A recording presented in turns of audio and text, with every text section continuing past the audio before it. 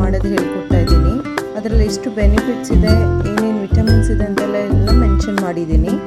Drum ಸ್ಟಿಕ್ನ ನೀಟಾಗಿ wash ಮಾಡಿ, ಎಲ್ಲ ಡಸ್ಟ್ ಇರುತ್ತಲ್ಲ ಕ್ಲೀನಾಗಿ ವಾಶ್ ಮಾಡಿ ಕಟ್ ಮಾಡಿ ಇಟ್ಕೊಳ್ಳಿ.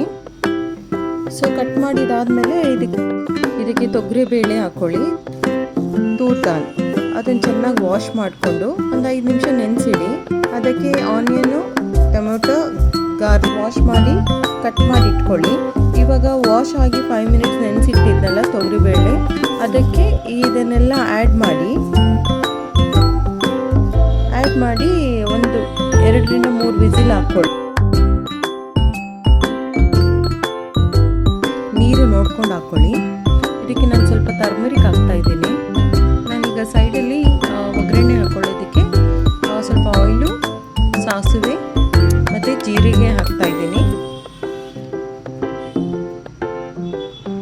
ಒಗ್ಗರಣೆಗೆ ಆನಿಯನ್ನು ಹಾಕ್ಕೊಳ್ಬೋದು, ನಾನಿಲ್ಲಿ ಹಾಕಿಲ್ಲ. ಸ್ವಲ್ಪ ಎಣ್ಣೆಯಲ್ಲಿ ಫ್ರೈ ಮಾಡ್ಕೊಳ್ಳಿ, ಏಕೆಂದರೆ ಇದು ಕುಕ್ಕರಲ್ಲಿ ಹಾಕಿದ್ರೆ ತುಂಬ ಬೆಂದ್ಬಿಡುತ್ತೆ.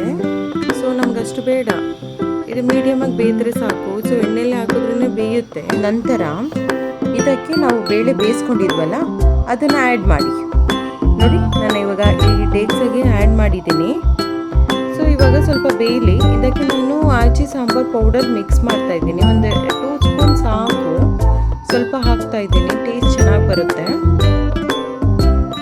ಇದು ಮಿಕ್ಸ್ ಮಾಡಿದ ನಂತರ ಸೊ ಇದು ಸ್ವಲ್ಪ ಅದು 2 ಮಿಕ್ಸ್ ಆಗಿ, ಬೇಳೆನೂ ಇದು ಡ್ರಮ್ ಸ್ಟಿಕ್ 2 ಮಿಕ್ಸ್ ಆಗಿ ಸ್ವಲ್ಪ ಬೇಯಲಿ.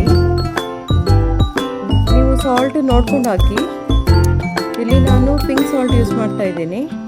ಸೊ ಸಾಲ್ಟ್ ಹಾಕಿ ನೋಡಿಕೊಂಡು ಎಷ್ಟು ಬೇಕೋ ಅಷ್ಟು ನಿಮಗೆ ಟೇಸ್ಟಿಗೆ. ಆಮೇಲೆ ಸ್ವಲ್ಪ ವಾಟರು ಮಿಕ್ಸ್ ಮಾಡ್ಕೊಳ್ಳಿ.